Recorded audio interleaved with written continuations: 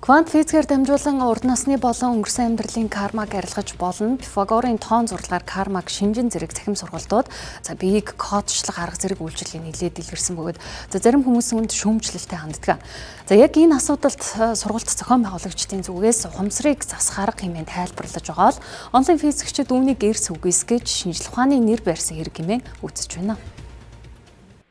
Шашин хүнийг оюун санааны төвшөнд эерэг байлгах муу зан үйлд автуулахгүй байхад чиглэсэн үндсэн зарчимтай. Энэ ч үднээсээ шашны номлуудад үеийн үргэх ойлголт гүн шингэсэн байдаг. Гэхдээ урд насны амьдрал хийгээд үеийн үргэх ойлголтыг шинжлэх ухаанаар нотолсон зүйл байхгүй. Гэтэл квант физик хийгээд математикийн томьёо ашиглан өмнөх насны үеийн үрийг арилгана гэсэн зарын дагуу сард 200-аас 300 хүн төлбөртэй сургалтанд хамрагджээ. Энэ шинжлэх ухааны нэр барьж иргэдийг төөрөгдүүлж үйл явдал гэдгийг эрдэмтэд онцолж байна. Харин энэ төрлийн сургалт явуулдаг чимгээх хэмэгтэйгээс квант физикийн тухай хэр ойлголттой гэдгийг нь тодрууллаа.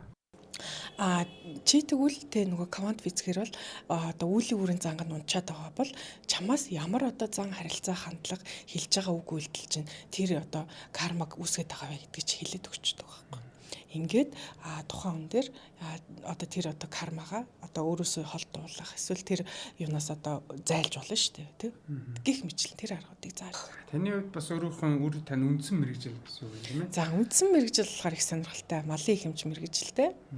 Тэгээд тэр мэрэгжлээ бол одоохондоо идэгцэн. Гэхдээ миний яг одоогийн хийж байгаа бүх юмны үндэс суурь нь өөрөө яг тэр мэрэгжил мөн байхгүй юу? Тэгэхээр одоо квант физик, Пифагорын теорем ч юм уу за энэ шинжлэх ухааны бас ойлголтуудтай бас хэрхэн суралцсан тэ энэ тухайгаа бас яриад байгаа. Квант физикийн тухай ойлголт маань бас юу яаж юм бэ? Гэхдээ мих бол бас реализм юм байна уу? Эсвэл онлайнаар бас сургалтанд суралцсан байна. За тэрийг бол дандаа гадны багш нараас сурдаг байгаа.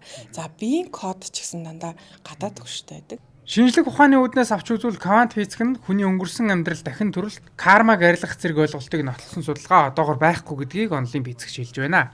За квант физик гэдэг бол шинжлэх ухааны нэг салбар тийм ээ. За юу судалдаг вөхөр атом, молекул, за тэгээ эгэл бөөн гэдэг ч юм уу тийм ийм бичил ертөнцийн юмыг судалдаг шинжлэх ухааны салбар байхгүй юу? Тэгэхээр яг энэ тал дээр бол одоо яг шинжлэх ухааны нотлоготойгоор үйл өөрийг арилгана тийм ээ. Өөр яадаг одоо хүний биеийг засна, энэ дээр квант эмчилгээ хийн гэдэг ч юм уу. Янз бүрийн зүйлүүд байгаа нь бол одоо миний хувьд бол огт ор үндэсгүй зүйлээ гэж хэлэх хэрэгтэй байх гэж бодож байна. За одоо физикчний хувьд тийм ээ.